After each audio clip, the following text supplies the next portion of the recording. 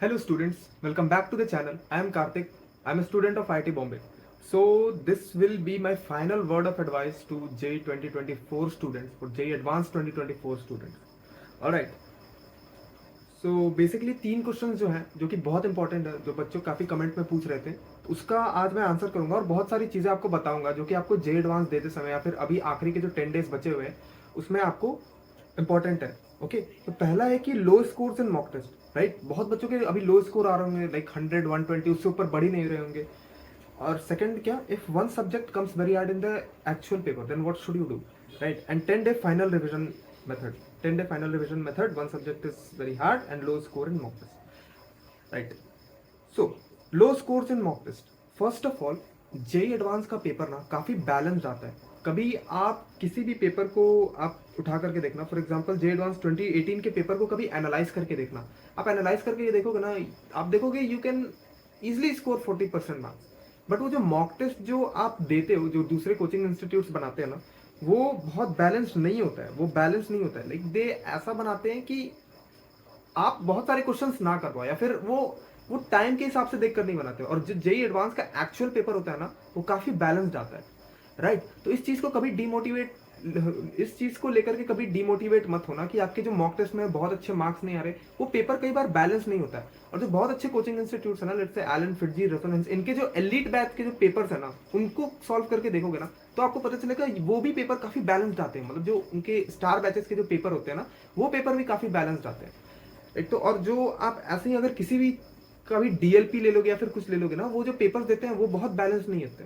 Right, या फिर ऐसा मैं बताऊं कि फिटजी के AITS की 2019 के पेपर्स टेलीग्राम पर कुछ होंगे, आप सर्च करोगे आप मिल जाएंगे. आप उनको डाउनलोड करके सॉल्व करना.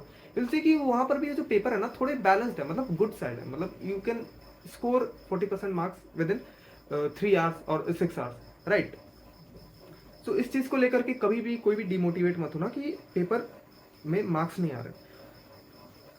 और एक और बात मैं बता दे रहा हूँ क्या, कि अगर आपके अगर आपके अभी मार्क्स नहीं आ रहे ना, तो आप एक चीज याद रखना, you need to have only 120 to 130 marks to get a 6 to 7K rank. To get a 6 to 7K rank ना, you need to have only 120 to 130 marks. इसका मतलब क्या हो गया, 40 मार्क्स इन ईच सब्जेक्ट. अगर आप 40 मार्क्स इन ईच सब्जेक्ट ला देते हो ना, तो आपके ये इजिली आ सकते हैं. अब आपको लगे यार 40 मार्क्स इन ईच सब्जेक्ट कैसे होगा, तो ठीक है यार, 50-50 आपके दो स्ट्रॉन्ग सब्जेक्ट्स होंगे उनमें ला लेना, बाकी जो 25 बचेंगे आप उनको अपने जो वीकर सब्जेक्ट होंगे उसमें ले आ सकते हो. राइट, और मैं पहले ही बोला कि 2018 का किसी JEE के किसी एक पेपर को आप दो और उसको एनालाइज करो. यू विल रियलाइज कि यार 35 to 40% तो इजिली स्कोर किया जाता है. वो बेसिक कॉन्सेप्ट पर क्वेश्चन होते हैं. ऐसा कोई बहुत ज्यादा बहुत हाई लेवल क्वेश्चन नहीं आ जाता है जो कि किसी से सॉल्व नहीं होगा. वो काफी बेसिक क्वेश्चन होते हैं. और आप एनालाइज करके आप मार्क्स काउंट करोगे ना, यू विल सी कि आपके आराम से 40% मार्क्स आ रहे हैं, उस पर 6 to 7 के रैंक आ जाती है आराम से. कोई उसमें बहुत रामबाण तरीका नहीं लगाना होता है. राइट, और अगर आप मेरे रेगुलर फॉलोअर हो तो मैंने आपको कहा होगा कि आप जो स्टार्टिंग के जो 5 पेपर्स हैं, मतलब ये जो लेटेस्ट 5 पेपर्स हैं, इनको छोड़ दो. अब टाइम आ गया इन पेपर्स को देने का अब टाइम आ गया, और इनको फुली एनालाइज करो. ये जो पेपर है ना, इसमें आप अब कितना स्कोर कर पाते हो, कर पाते हो, इसका एवरेज निकालना. और ये ऐसे ही सेम टाइप का मार्क्स अज्यूम करके जाना, ±20 मार्क्स कर सकते हो आप अपने JEE एडवांस के पेपर में. ठीक है, तो ये वो टाइम आ गया, और जो मेरे रेगुलर फॉलोअर है वो जानते भी होंगे, मैंने उनको बताया भी है. और आप जब भी अब आपके मार्क्स, अगर आपके मार्क्स नहीं आ रहे ना मॉक टेस्ट में, तो अब मैं जो बता रहा हूँ ना उसको फॉलो करना, या फिर उसको असली एग्जाम में भी अप्लाई करके देखना. Give mock test strategically. आपका मॉक टेस्ट में इंटेंशन क्या होना चाहिए ना, कि सबसे पहले इजी क्वेश्चन सॉल्व कर लो, देन मॉडरेट पर जाओ, देन हार्ड पर जाओ. बहुत बच्चे क्या करते हैं ना, कि जैसे अगर मॉक टेस्ट आया उनके सामने, अगर वो पेपर दे रहे हैं, तो लेट्स से मैथ्स का मोर देन 1 करेक्ट आ गया, तो उसको स्टार्ट करने लगेंगे सॉल्व करने के लिए. नहीं, you leave it at that moment only. Go to your strongest subjects का सिंगल करेक्ट वाला पोर्शन, उस पे जाओ और उसमें जो क्वेश्चन है ना उसको अटेम्प्ट करो, उसको सॉल्व करो, उसमें स्कोर करने की कोशिश करो. वो कॉन्फिडेंस देगा, वो मार्क्स देगा आपको, और क्वालिफाई कराने में हेल्प करेगा. राइट, मैंने फिर से बताया, आपके पेपर में भी ये होगा, जो सबसे आपको टफ लगता है ना, वो सबसे पहले उसका मल्टी चॉइस मल्टी करेक्ट आ जाएगा. आपको सब छोड़ना है, आपको जो आपका सबसे इजीएस्ट या फिर सबसे स्ट्रॉन्गेस्ट सब्जेक्ट है उस पे जाना है, उसके सिंगल करेक्ट पे जाना है, और उन क्वेश्चंस को पहले सॉल्व करना है. देन उसके फिर मैचिंग पर जाओ या फिर न्यूमेरिकल्स पर जाओ, जो भी है, then you go to multi choice multi correct. Right, ऐसे आपको आगे बढ़ते रहना है. तो क्या बताया मैंने, सबसे पहले तो क्लियर कट ऑफ क्लियर करो। कुछ भी करके आपको 100 मार्क्स या फिर 90 मार्क्स लेकर के आने रहता है। 100 या 90 मार्क्स आपको कुछ भी करके लाने, और वो इजिली आ सकते हैं यार आपके। आप देखना ना, आप कभी एनालाइज करना, 90 to 100 मार्क्स आपके आराम से आ सकते हैं। Then you need to score around 140 to get old IITs। Old IITs मतलब बॉम्बे, दिल्ली, कानपुर, खड़गपुर, रुड़की, ये ओल्ड IITs। और बहुत बच्चों का ऐसा डाउट होगा कि अगर मैं किसी न्यू IIT में CS ले लेता हूँ, या फिर ओल्ड IIT में कोई ऐसे सिविल ले लेता हूँ, या फिर ऐसा कोई भी ब्रांच ले लेता हूँ, क्या वो सही होगा? इसका आंसर मैं बताऊंगा। I always choose college over branch. इसका एक बहुत स्पेसिफिक रीजन है और बहुत जेन्युइन आंसर है। और चलो अभी एक हिंट दे देता हूँ। जो ट्रेडिंग की कंपनीज होती है ना, जो सबसे ज्यादा पैसा देती है IITians को, जो भी आप करोड़ में पैकेज सुनते हो ना, वो हार्डली गूगल या माइक्रोसॉफ्ट देती है, उसमें बहुत ज्यादा नहीं देती है। जो ट्रेडिंग की जो कंपनीज होती है ना, वो देती है। तो वो केवल ओल्ड IITs में ही आते हैं। टॉप 7 IITs के अलावा कहीं जाती ही नहीं, ना NIT में जाती है, ना IIIT, कहीं नहीं। Only IIT, only top 7 IITs और टॉप 5 IITs। मेरी बात को, इस बात को याद रखना, ठीक है? मैं अभी बनाऊंगा कॉलेज वर्सेस ब्रांच के ऊपर, तो ठीक है। मैंने क्या बताया, आपका क्या गोल होना चाहिए? पहले कट ऑफ क्लियर करना है, देन आपको ओल्ड IITs में सीट रिजर्व करने के लिए मार्क्स लाने हैं, देन आपको गुड ब्रांच के लिए एक मार्क्स लाने हैं, ठीक है? हालांकि IIT में जाने के बाद ब्रांच का एज सच कोई बहुत ज्यादा मैटर नहीं होता, ठीक है? आपको जो सीखना आप सीख सकते हो वहाँ पे।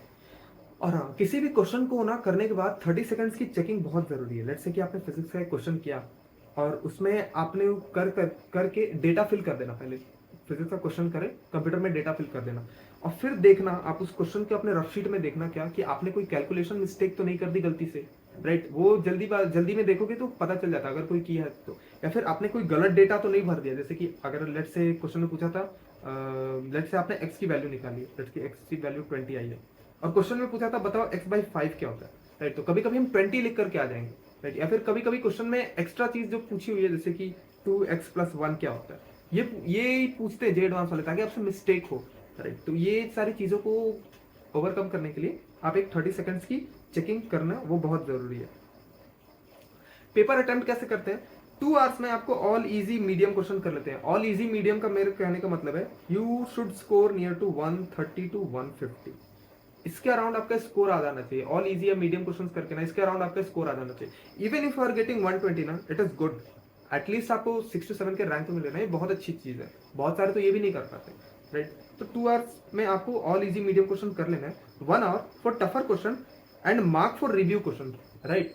और जो बाकी के 1 घंटे बचे आपको टफर क्वेश्चन या फिर जो आपने मार्क किए हैं रिव्यू के लिए उसको देना है। और हाँ, अगर आपने कोई क्वेश्चन मार्क फॉर रिव्यू किया है तो उसको प्लीज जाकर के रीअटेम्प्ट करो। रीअटेम्प्ट करने से ना कई बार क्या, बहुत बार 90% 80% चांसेस है कि वो आपसे सॉल्व हो जाएगा।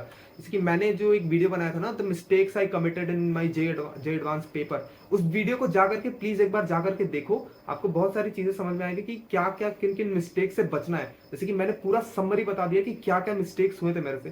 तो अगर आप उसको देखोगे तो आपके माइंड में रह जाएगा कि हाँ यार, ये मिस्टेक्स मुझे अपने पेपर में या फिर अपने समय नहीं करना है। ऑलराइट, अब क्या करना है? Maintain the rough sheet. Rough sheet जो है ना जे एडवांस में, वो काफी छोटी सी देते हैं, लाइक वो ऐसे रेक्टेंगुलर रफ शीट देते हैं, इतनी भी बड़ी नहीं, ये रफ शीट देते हैं आपको। तो मैं आपको एक फोटो दिखा रहा हूँ, ये मैं भी इसी टाइप के रफ शीट्स में प्रैक्टिस किया करता था। मैं खुद से बना लेता था स्टेपल करके, और मैं इसी टाइप के रफ शीट्स में प्रैक्टिस किया करता था। और मेरे को जे एडवांस के पेपर में कोई मुश्किल कुछ नहीं हुआ था जब मेरे को छोटी छोटी रफ शीट्स मिली थी। कई बच्चे A4 शीट्स में या फिर नोटबुक्स में प्रैक्टिस करते हैं, बच्चों को नहीं करना। अभी आप खुद से रफ शीट बनाओ, ज्यादा टाइम मिलेगा, आधे घंटे में आप बहुत सारी बंडल्स बना लोगे रफ शीट के, ठीक है? आप उसमें प्रैक्टिस करो। आप 10 पेजेस के अराउंड रख दो हर एक रफ शीट में, उसमें प्रैक्टिस करो, काफी अच्छा होगा। आप काफी उससे एक ना उसे हो जाओगे कि हाँ मेरे को ये मिलने वाला है पेपर में।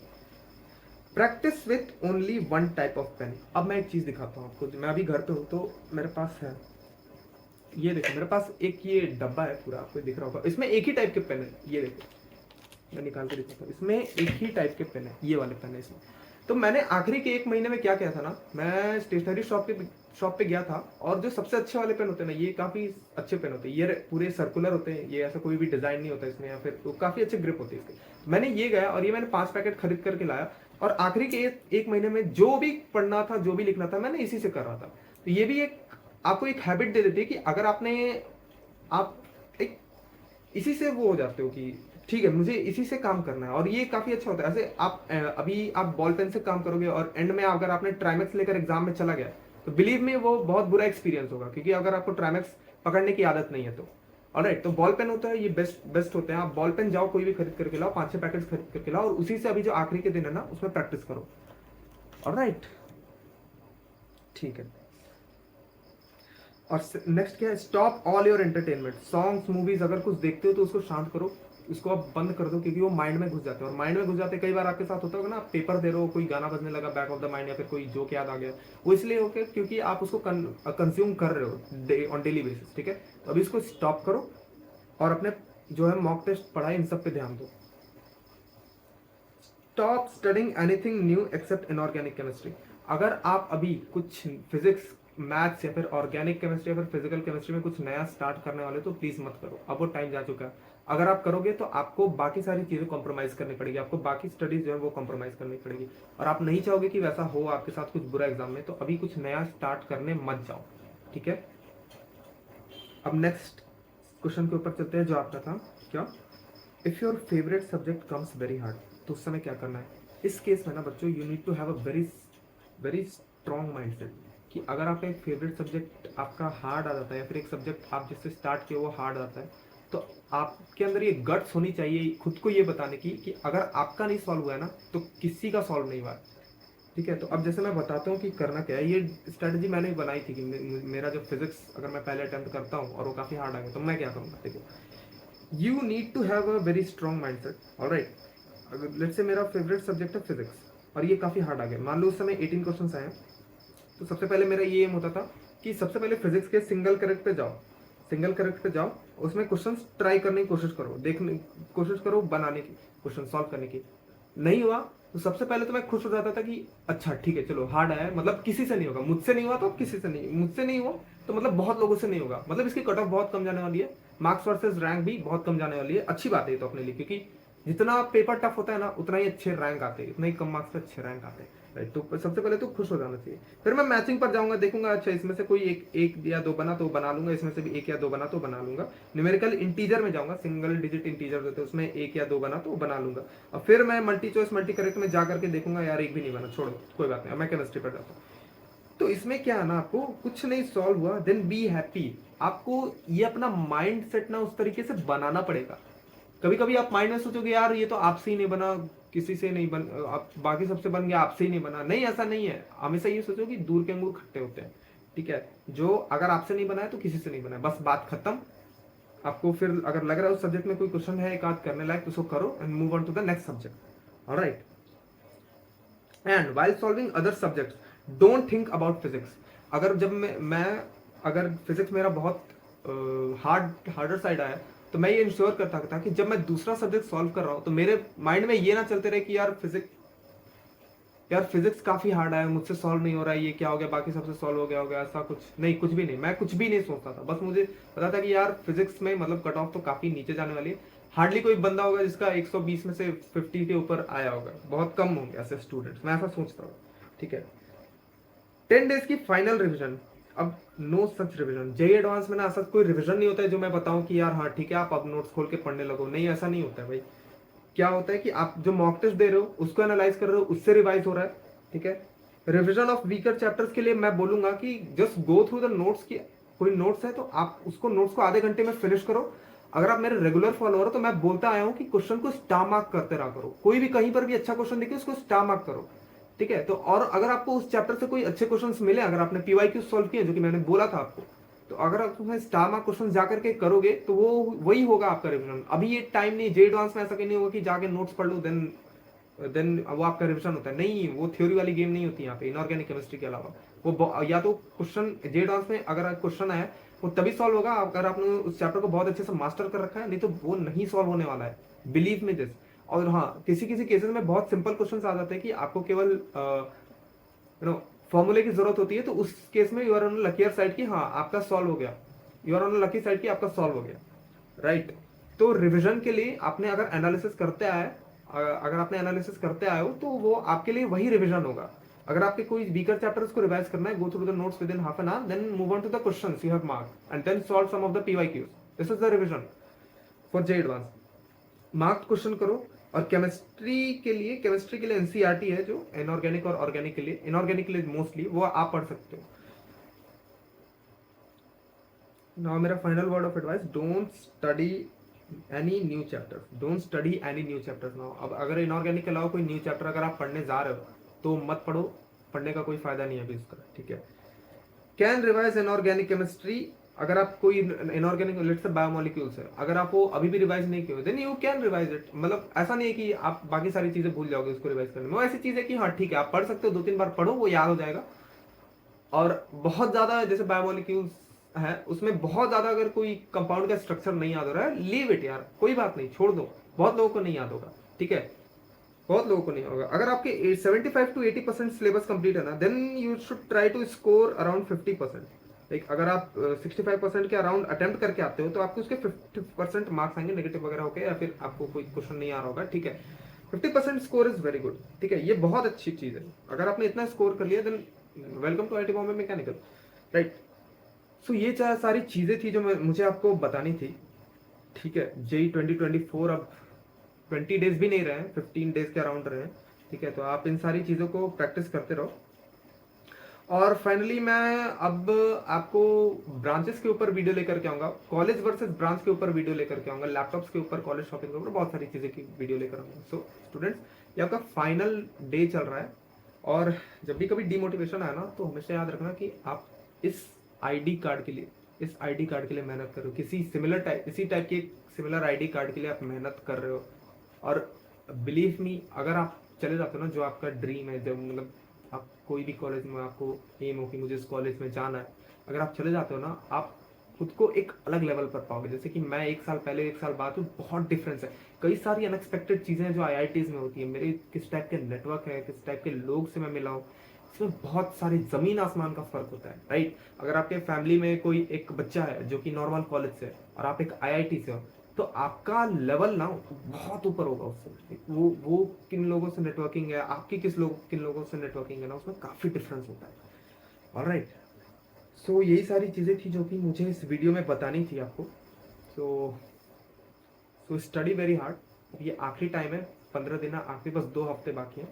और जो मैथ्स और इनऑर्गेनिक केमिस्ट्री की वीडियो है वो विद इन 1 और 2 डेज आ जाएंगी। मैं एक्चुअली घर पे आया हूँ तो मुझे वो टाइम इतना मिल नहीं पाया बनाने का।